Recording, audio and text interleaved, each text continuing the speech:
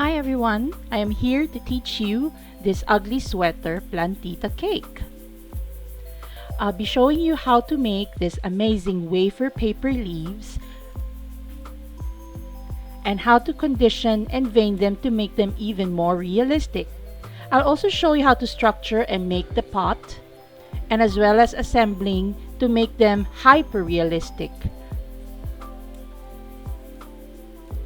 So let's begin. I want to talk about wafer paper. Okay, so there are three types of wafer paper that you can find in the market. The thinnest wafer paper is what you call an O grade, and basically O grade paper is the thinnest. I think it's less than 0.3 millimeters, and you can tell by how flimsy it is when you feel the paper. Then we have the 80 grade. 80 grade is somewhere between O grade and the thickest grade, and you can tell by if whenever you feel the paper, it has like a certain crispiness to it. It's hard to explain how crispy. Yung ano siya, yung medyo may konting kapal. It's still translucent, but at the same time, it has a certain thickness to it. So this works best for wafer papers that has a certain thickness to it. Like I did this for roses, and they work great. The only downside to the thicker wafer paper is that they tend to break. So as you can see here, medyo may fray na siya sa gilid. So madali siya mag-break. And lastly, we have what we call the DD grade, or they call it DD grade, but they call it premium. But this is the thickest that I have found in the market. And basically, you can tell by it's somehow opaque, and at the same time, you can see from the thickness here, medyo makapal siya. Actually, marami nga siyang layers eh. Ito nga, nag-fray na nga eh. Pero mas makapal siya compared to the other paper grades. Like this is the 80, and this is the O grade. Okay. And as you can see here, I've already printed my red lava begonia leaves, and I chose the thick grade of paper because we know that leaves are thick, and they have to be thick, and they have to be like, and they look sturdy. And I have cut them individually like this. So notice na yung kabilang side is not colored, and I chose to use edible printing because I wanted to see those details. You can opt to color your own wafer paper leaves. You can use I will show you later how to color them. And also, I think there's a veiner available for begonia leaves with Sam's Confectionery. I think that they have their begonia leaf veiner, and but for me, I prefer to have it printed so that I don't have to think about the detailing. I can just easily follow the veins that comes with the printing, so hindi ko na po problemahin. Tsaka mabilis siya. Yun. So I grouped the leaves into three because for begonia leaves, I've observed na for every stalk there's at least tatlo na magkaka-opposite side. So like left, then this one is mirror image na right na slightly bigger, and then yung sa top leaf is mirror image din pero about close to the same size. So I've grouped them into three. Nagrupo ko ba sila? Yes. I have grouped them into threes. I don't intend to make a very big plantita cake kasi like now during times sa COVID, I have clients who request for a smaller cake and it does not make sense to actually make a big one tapos itatapon lang nila pag hindi naubos. So I'm choosing like a smaller cake and hence I am choosing few leaves. Ito parang extra lang. You can use it later on. Wafer paper naman doesn't get spoiled. But do note that if you do edible printing, right, the color tends to fade over time. So I recommend that if you are going to use edible printing on your wafer paper, use it within at most 1 week.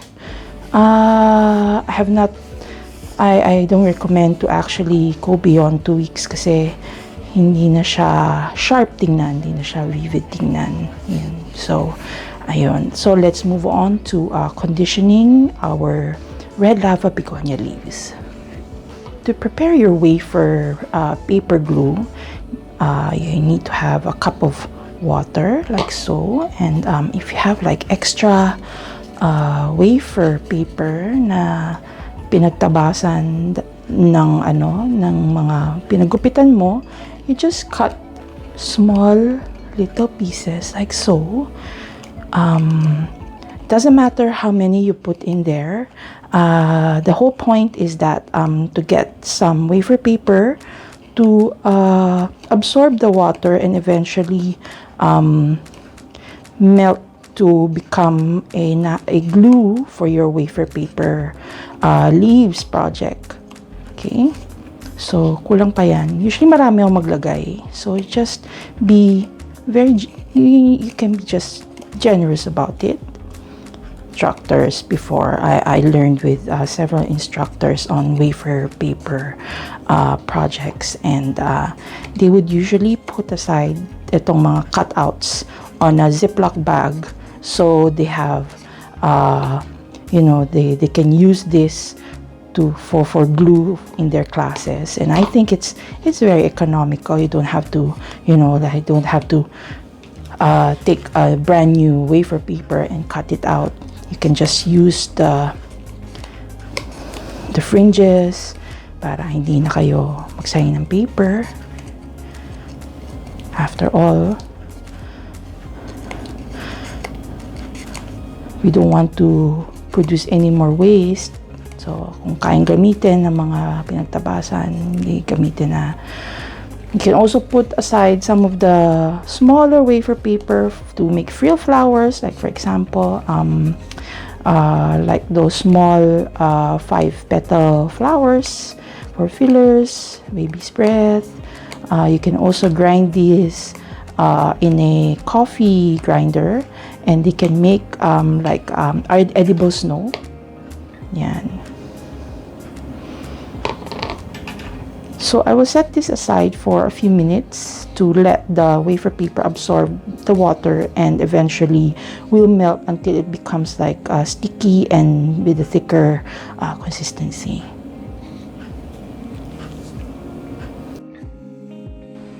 Okay, so let's start with working on the leaves. I have here the wafer paper that is melted in water, and after some time it becomes this glue, thick. This glue is somehow thick consistency, and nakikita nyo naman natunaw yung wafer paper with the water. Okay, so let's put that aside, and then I have here vodka. This is 100 proof vodka, and I use this to condition my wafer paper leaves. Now I use a container here to hold my vodka. And by the way, I'm using Peyotraco red gel, ayuda ni Chef Shirley. Shout out po kay Chef Shirley. I love Peyotraco food gel color because it's very vibrant, almost close to sugar flare that I usually use if I really want to get that dark, vivid, very bright red. And I would only use a small portion, and I just put in one of the vessel. You don't need to put you do not need to put a lot of the color. And I would use a little bit of the food gel color and color on my vodka. And so there it is. It's up to you how strong you want your color is. Doesn't matter. You can also dilute your colors with vodka as well.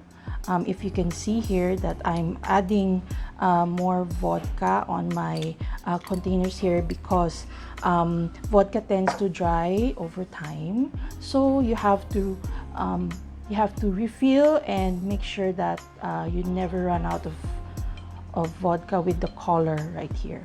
Right. Then I have these two tools. I have the Dresden. This will help me try to vein what I can and also curl to the direction I want it to curl to. And I also have this one. I bought this. This is from Gem. And it's a, if you notice here towards the end, it's like some sort of wood grain texture to it. And I use it to like roll my wafer paper leaves. So there. You can also use a bamboo, if you know the chopsticks, you can also use that as well. Okay. And then I have here corn flour colored with petal dust. I happen to use red and poppy red. The reason why I color my corn flour is I use corn flour to stop the paper from absorbing too much vodka, because when we paint it, if you put a lot of vodka into it, it tends to be very soggy.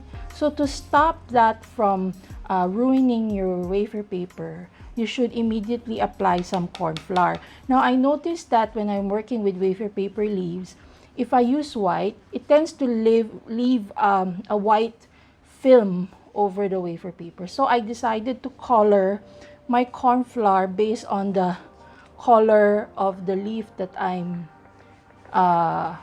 wanted to use. So, yan. Kaya siya may kulay. And I'm using a dusting brush as well. Let's begin conditioning this wafer paper. As you can see here, I've already cut my leaf using the thickest grade of wafer paper. And one side is printed. By the way, if you want to have a copy of the red lava begonia leaves, the digital copy, I will give it for you for free. I will put the details in the comment section below how you can get a copy of this digital file.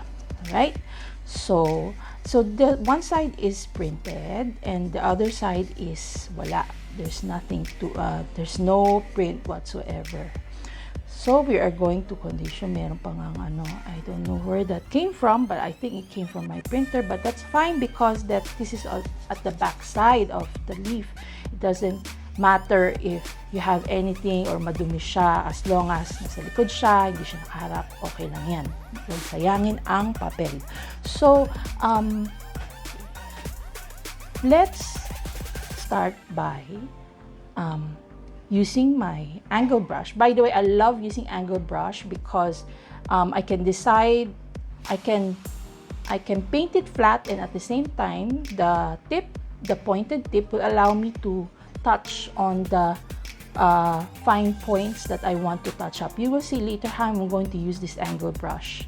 Okay, so I dip my angle brush and I make sure that it's not dripping. Okay? If it's still dripping like so, you just reduce the water on the side of your container, and then I would paint flat. Okay, don't have to worry if you're putting too much water because this is a very thick paper, and this kind of wafer paper can be forgiving compared to the thinner counterparts. Okay, as long as you get that even coat, that's fine. Then I immediately use the corn flour to stop the wafer paper from absorbing too much of the vodka. Okay, if you notice that the wafer paper started to curl like so, and that is what I'm looking for, because after all, we're making a leaf, and leaf has it tends to bend and curl to the direction of what nature it tends to curl and bend to whichever direction it chooses. And as you can see, that the paper started to become softer because of the vodka that we have applied. So we will take this quickly as you can.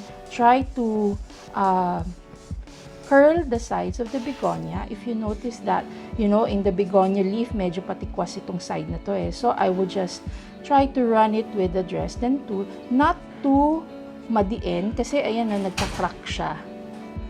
Hindi ko lang nakikita nyo. Don't apply too much pressure. If you see cracks like that, I would just apply wafer paper glue and paste it back in. Otherwise, ang pangit niyang tingnan nyo, may gap, diba? If you really cannot solve the gap, I would just apply with a little bit of the vodka color. That's why I love the angle brush, because I can apply, those fine points that I need to touch up without really using the whole brush. And then I just brush it with corn flour. Then, okay na, hindi na siya halata. Okay, so I'll just continue trying to curl the edges of the leaf. Okay, sometimes I would also do this, minamassage ko yung leaf. Some people would use this to really force the leaf to curl on its own, right? Like that. Yan. So it has that natural bend. As many leaves, and then I would apply the side of the Dresden tool, very gently pull a line between the edge of here. You see here, diba, may hati dito, and I would just pull a slight line towards the edge of the leaf, which will serve as my median on the leaf. I'm not sure whether you call it a median, but because I use this as a guide to put my my flower wire. So yan. So mukhang umaangat yung vein. Okay? And ayan, tingnan nyo. Dahil maraming layers yung wafer paper natin, nag-fray na yung mga print. So I just trim as I go.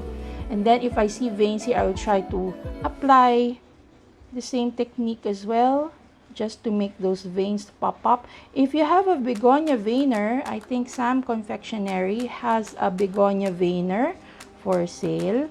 It's best that you use that. Then you use to vein. You put the wafer paper inside and put it inside the veiner.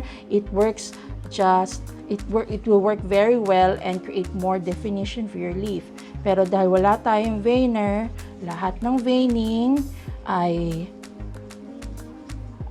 talagang mano-mano. We have to work on it manually. Okay? It doesn't have to be so perfect, as long as you can show that there is some, some parts that are elevated, some parts that has the certain depression in it, so that magkaroon siya ng texture. That's what we are after. Of course, it's up to you if you want to apply this. I mean, after all, this one takes time for you to do this. It takes me a good 15 minutes to actually vein a leaf.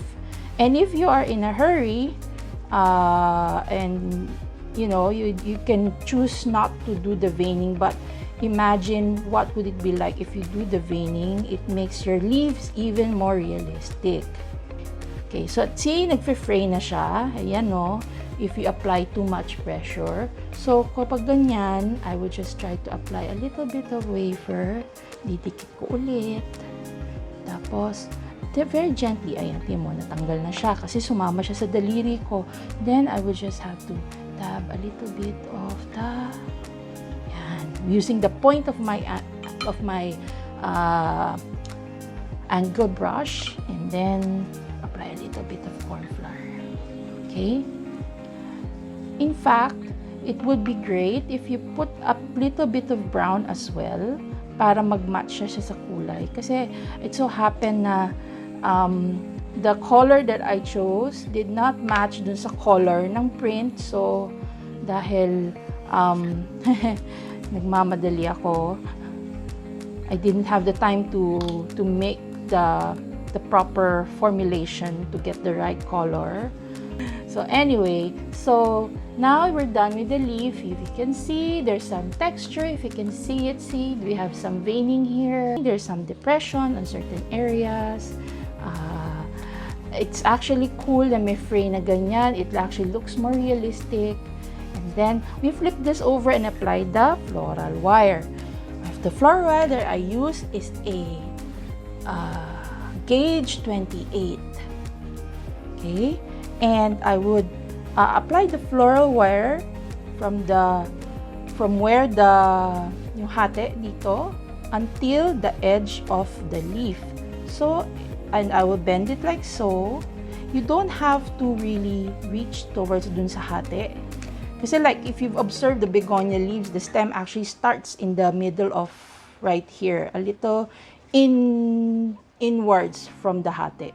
So, ayan, na-fold ko na siya, and then I will get, I have here a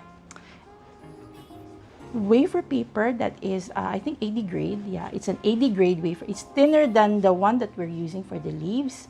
So, I apply wafer glue. There you go. And then, I flip this over. And then, with the wire over here, like so. And then, yung dulo ng wafer, walang glue yan. So, I can easily release my finger away from the wafer. Then, I apply the other end, pin with my other finger, and there. Yan.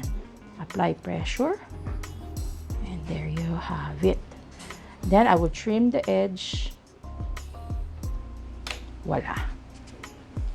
If you notice any parts that was not glued well, then I will just habulin ko ng wafer. Then, there you go. So, hindi siya mukhang basa. Okay naman siya. Intact naman siya.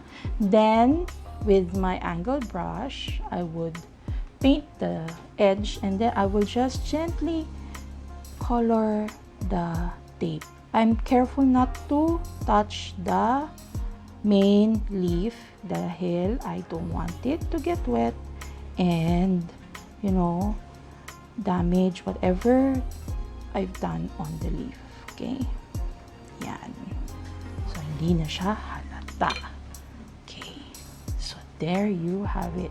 If you wanted to, make it more, don't forget to put corn flour pala. Otherwise, kukulubot siya. Then, sisira ang ating leaf. Okay? So, there. If you wanted to bend a little bit na parang patikwas, you can do so with the wire. Then, okay. So, you have the leaf. I have a lot of leaves that I have made earlier. So, madami-dami nang nagawa ko. And I will attach them on a thicker wire that will be a attach on the cake. So I will do that shortly. Now let's wire our leaves. So we have a couple of leaves here that has been completely conditioned, veined, and attached the small wires. Now we want to attach this on a thicker floral wire that will go and basically will serve as a stem.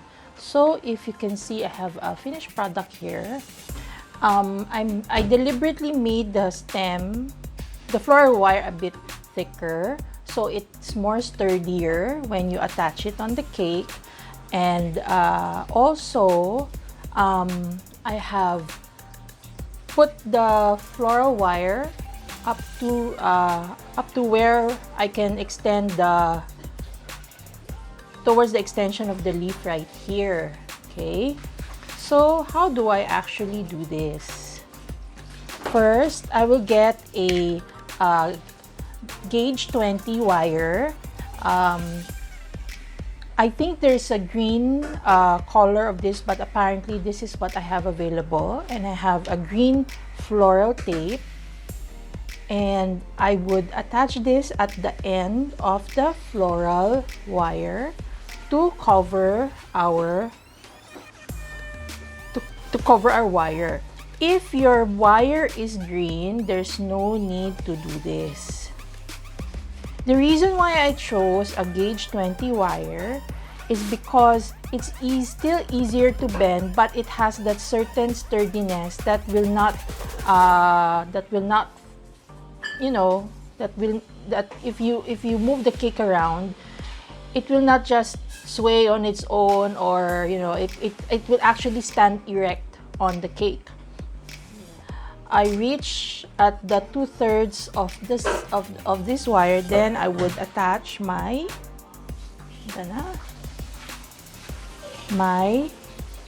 leaf. Then make sure that your smaller floral wire is right next to the thicker wire. Then I will continue wrapping with the floral wire, covering both of the thin and the thick wire.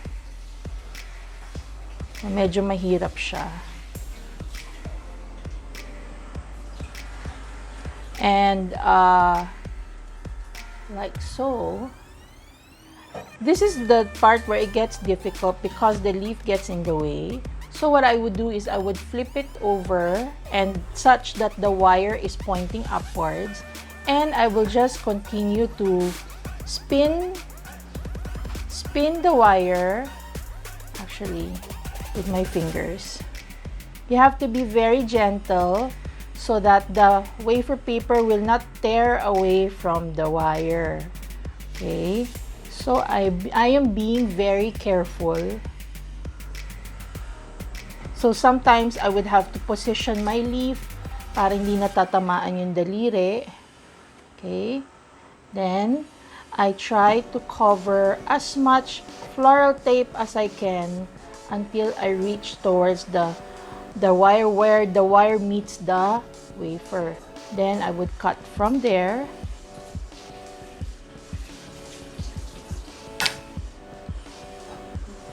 So I would cut from where the wire, in the extension, and I would try to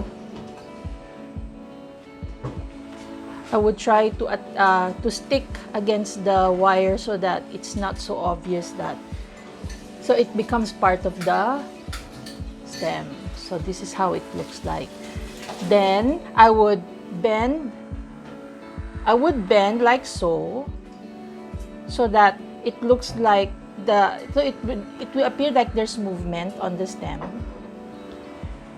like the edge of the stem is actually following the curvature of the leaf.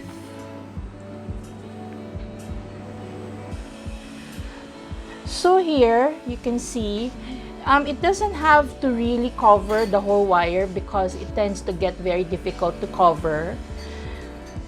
Then I would bend this area to show some movement on the stem following the curvature of the leaf, like so. Yan. So, there you have it. We have one leaf with the stem ready to be attached. Now, I have a couple of leaves ready. Naka-flower vase sila. You can do this days in advance and it will not go bad. I mean, it's wafer paper. It's paper basically. Then you can just put it in a small vase until you're ready to cover the cake. Okay. So so the next part is making the pot for these wafer paper leaves. Okay, so I have prepared the cake. This is a one set of 5-inch round and one set of 4-inch round. Binaliktad ko siya para i-ready ko na siya sa carving. So, inano ko na siya, finiling ko na siya, tapos pinagpatong ko na siya at binaliktad ko kasi mas madaling mag-carve like this. Now, at the same time, I'm coloring my IMBC with leaf green, because red na yung ating plant, ang ating Rex begonia. So, para maging Christmas feels, we can color our pot with green para very thematic sa Pasko. Yan. Kaya ako, inuuna ko ng i-color because for Italian meringue buttercream, the color tends to brighten the longer it sits on the surface. So, kinukulayin ko na siya ngayon para mamaya mas tumingkad pa siya. Yan. Okay. So, ito yung gagamitin natin to crumb coat our chocolate pot cake. So, now, let's carve our pot. Now, I use a serrated paring knife because it's easier to handle, madaling manipulate to which direction you want to cut. This is handy if you really want to work on structured cakes. I have actually another paring knife with the serrated edges na mas malaki dito to work on larger cakes. Now, to cut the shape of the pot from here, I will basically yung knife ko nakaslant ng ganon. Kung nakikita nyo, naka-align siya dun sa edges ng cake, and then I will slowly cut the pieces away like so hanggat sa pumantay sila. So I cut like so, making sure na yung kinakat nyo dito is even din, hindi siya yung tabingi. Yan. Okay. Oops. Kung ayaw nyo masayang yung mga cake scraps, I recommend yung mga scraps, i-fill nyo din dito dun sa gaps, yung mga spaces in between para hindi sila sayang. Okay? Apparently, yung top or the bottom, I rather say, will be smaller than a 4-inch. Siguro mga approximate 3 inches siguro ang matitira dyan. Kasi, we're doing a pot cake, so inverted, siya, parang inverted cylinder. I don't know how that's called. So, dinami-dami ng math na ginawa ko sa buhay ko. Traumatic siya sa akin. Hindi ko na matandaan ang mga shapes. Nung aking trigonometry at differential calculus. Anyway, okay. So, ayoko na siyang masyadong bawasan kasi parang ayoko masyadong maging too short yung bottom. Kasi pag masyadong maliit yung bottom nyo, mahihirapan tumayo yan na mag-isa. Magiging top heavy yung pot nyo. So, ayun, as a para-paraan, okay, let's get a palette knife. Let's get the crumbs. Lagay natin dyan. Okay. Maganda kung madudurog niyo yung mga crumbs. Tapos, actually, it's not so bad na pala. Kasi like itong konting space na lang yung kailangan eh. So, we will just put back the crumbs. Or, kung ayaw niyo talaga mag-crumbs, pwede din naman cake pop. Or yung pinagtabasan ng cake. 'Di ba? When you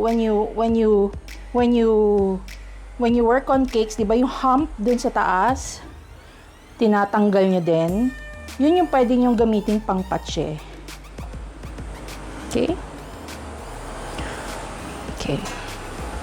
So, looks like this is going to be a problem. So, trim lang kung ano yung mga sa tingin yung kailangan i-trim para mag-follow siya dun sa shape. Tinitingnan ko din sa gilid kung ano, mukha na ba siyang paso. Mukha naman paso. Crumb coat na sa stage na to. Then, I will chill it. I will chill it in the fridge hanggang sa tumigas siya and maging sturdy enough na itayo. Then, ifo-frosting ko na siya. I'll be piping some, I wanted to make a knitted, parang ugly sweater top na during Christmas. Diba pag Pasko, there are people who would wear these ugly sweaters. Parang yun yung gusto kong i-design with our pot. So, yun yung ating gagawin mamaya.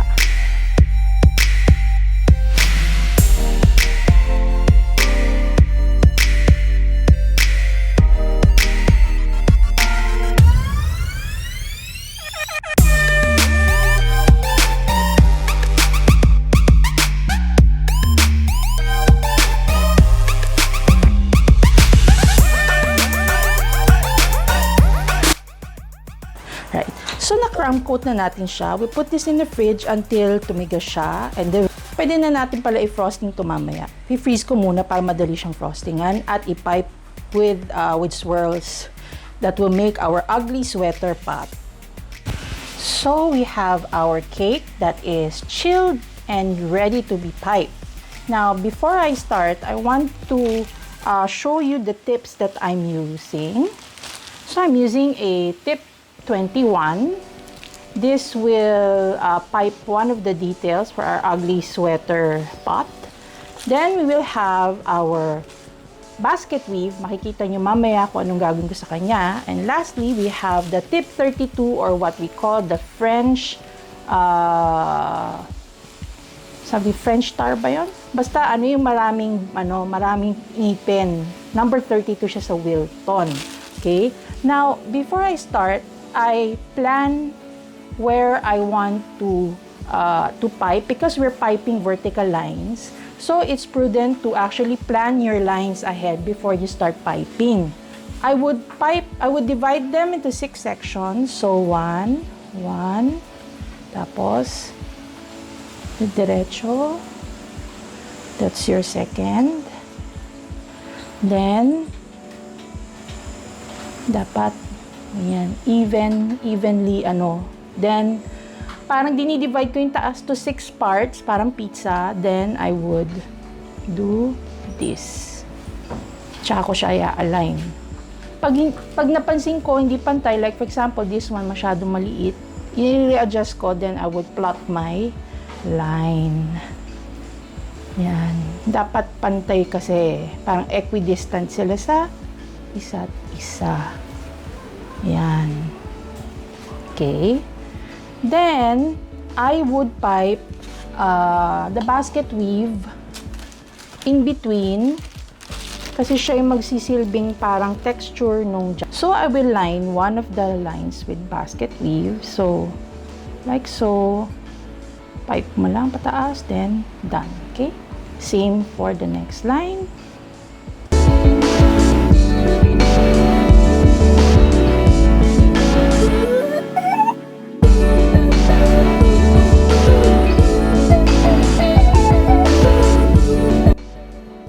Nagiging uneven na siya, pero okay lang, doesn't matter. Kasi ang intention ko dito is filler siya, para nagkaroon lang ng sweater look. Okay? Now, let's move on with the tip 21. Then, we will make yung parang pretzel.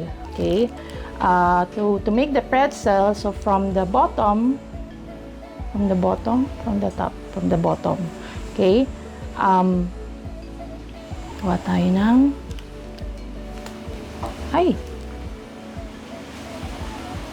tapos yan, parang mga pa-hook.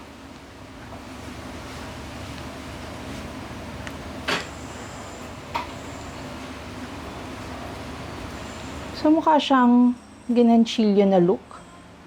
Nakikita nyo ba? So, parang ganyan. Parang question mark. Nabaliktad. Tapos panipis siya. Yan. O, di ba?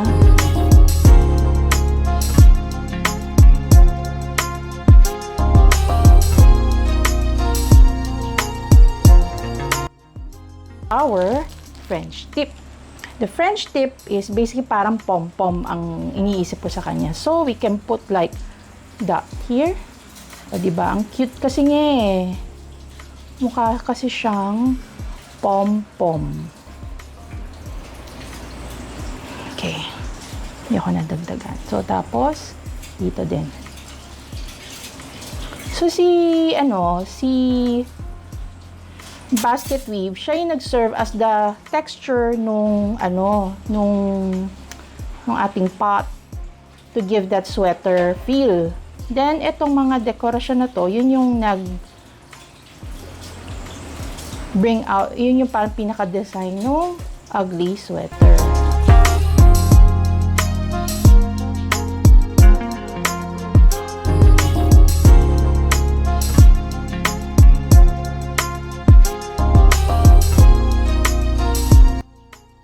You can also do this in fresh cream.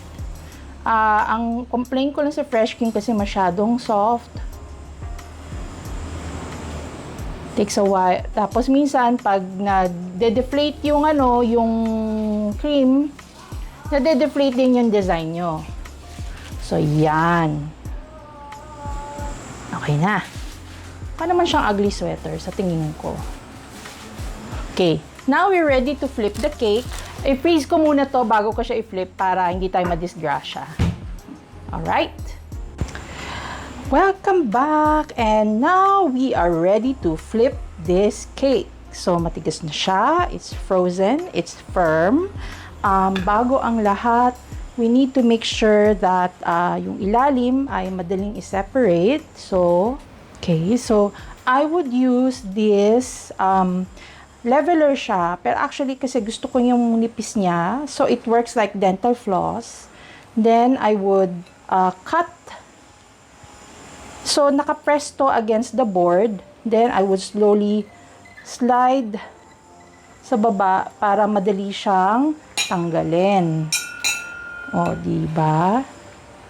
You can use dental floss if you don't want to go through the trouble of using or you don't have the leveler available. Pwede naman dental floss.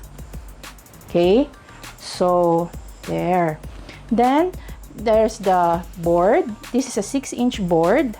Then, okay, I have to make sure na pantay. I have to eyeball. Then, are you ready? Okay? 1, 2, 3. Yeah! Yay! So, ayan. Ay, ba't di siya matanggal? Okay. So, gagamit ako ulit ng leveler. One more time. This is pressing against the board. And then, I will just, yan, nakikita nyo? Hinihiwalay ko siya. Yan. What are we going to do with the details here? Kasi it's showing up eh. And for pots, di ba, usually meron siyang lip. I will use my basket weave, pero instead of using the serrated side, we will use the flat side, and I will slowly pipe sa gilid like so. Just do the best you can to make it even and round. And let's do one more. Ito. Okay. And I will use a spatula to even it. Okay, doesn't have to be very beautiful, basta makitang may lip siyang ganyan. Okay, so we have the lip, and then you can use for the top, you can leave it as like this na parang soil, or what I would do is I would use ground biscuits.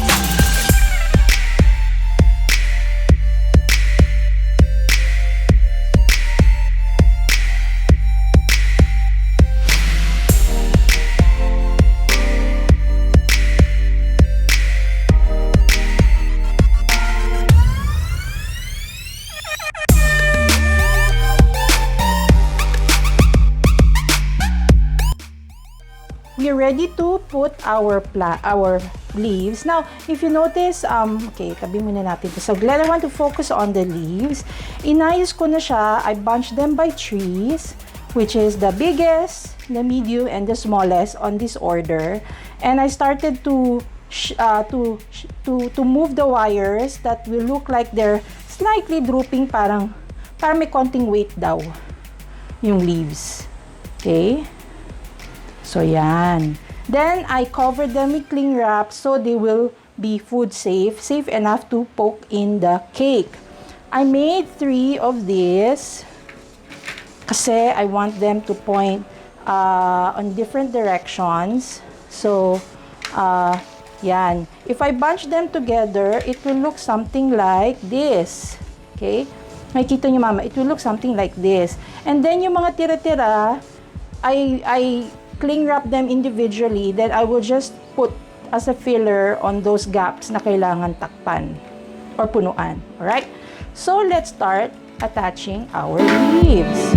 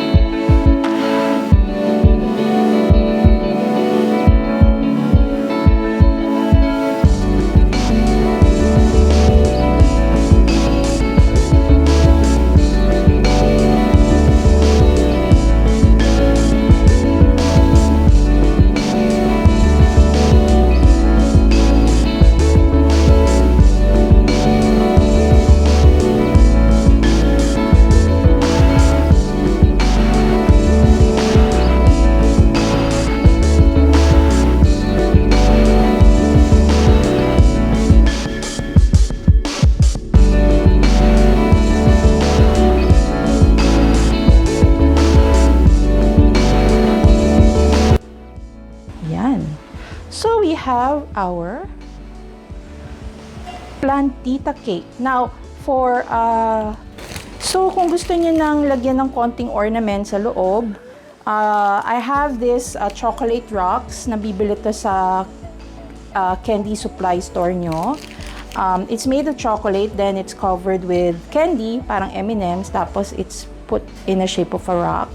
So, pwede nyo lagay yan para lang may accent. Oops. Sorry naman. May green yata ako dito. I'll put one here. Hirap. Yan. Can also put one here. Ay, itim pala. Never mind. Itim pala yun. Meron din ang terracotta here. So, I can just put it here. Yan. So, there you have it. Plantita Cake.